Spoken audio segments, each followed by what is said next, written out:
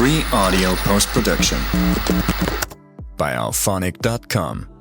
Who would have believed that an old rusty saw, some scrap metal, and a simple angle grinder could be transformed into a powerful reciprocating cutting machine? At first glance, everything looked like useless junk ready for the scrapyard. But in the hands of a skilled craftsman, these discarded parts became something incredible. The process began with the angle grinder. The man carefully polished the mounting bracket and replaced the normal cutting disc with a short saw blade, tightening it securely with a wrench.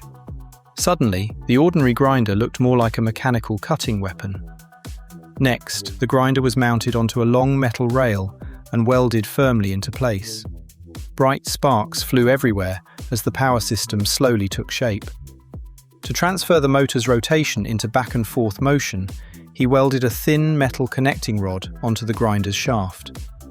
The rod was then shaped into an L form and carefully adjusted for smooth movement. A cylindrical metal casing was polished repeatedly from the inside to reduce friction.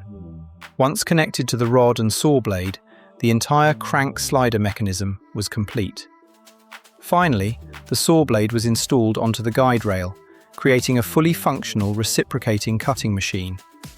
Then came the most exciting moment, the test.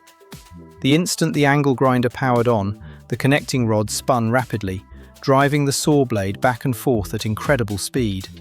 The blade sliced through thick wood effortlessly, throwing sawdust into the air like smoke. The cutting was smooth, fast, and surprisingly precise, with results comparable to professional machines. What started as scrap metal had become a powerful homemade cutting tool. If you enjoy amazing DIY inventions, welding projects, and creative scrap metal transformations, make sure to subscribe to the channel and turn on notifications for more incredible builds. Free audio post-production by alphonic.com.